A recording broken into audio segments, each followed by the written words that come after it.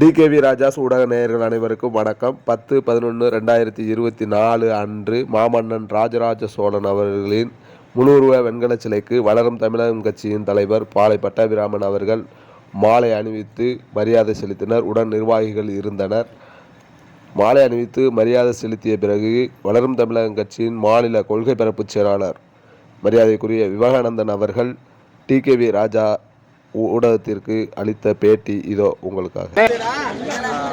வளரும் தமிழக கட்சி மாநில கொள்கை பரப்பு செயலாளர் ராஜராஜன் செயலருடைய இன்று 1039வது சதய விழா முன்னிட்டு வளரும் தமிழக சார்பில் தலைவர் பாளை பட்டாபிராமன் அவர்கள் தலைமையில் இன்று பெருந்திரளாக பெரும்பாட்டன் ராஜராஜன் சோழன் அவர்களுக்கு மாலை அணிவித்து மரியாதை செலுத்தப்பட்டது.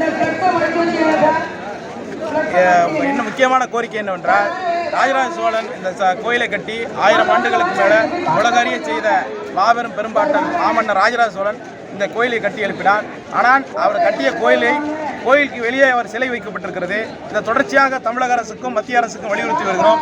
அவருடைய சிலையை கோயில் வளாகத்துக்குள்ளே அமைக்க வேண்டும் என்று இந்த கருணத்தில் தெரிவித்துள்ளோம்.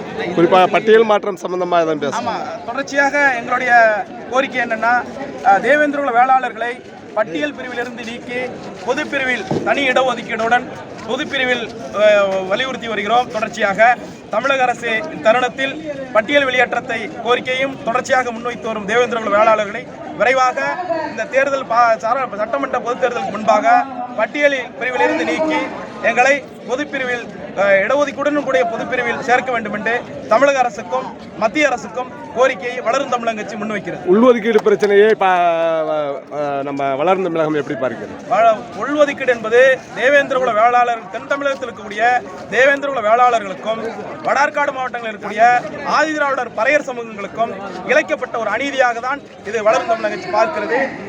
பட்டியல் பிரிவிலிருந்து ஒரு இடஒதுக்கீடை விளக்கும் போது இரு சமூகங்கள் பெரும்பான்மை சமூகம் இருக்கும்போது இவர்களுடைய எந்த கலந்தாய்வும் பண்ணாமல் எந்த கணக்கீடும் செய்யாமல் தன்னிச்சையாக அருந்ததியருக்கு உள்ஒதுக்கீடு செய்ததை வளரும் தமிழகம் கட்சி வன்மையாக கண்டிக்கிறது.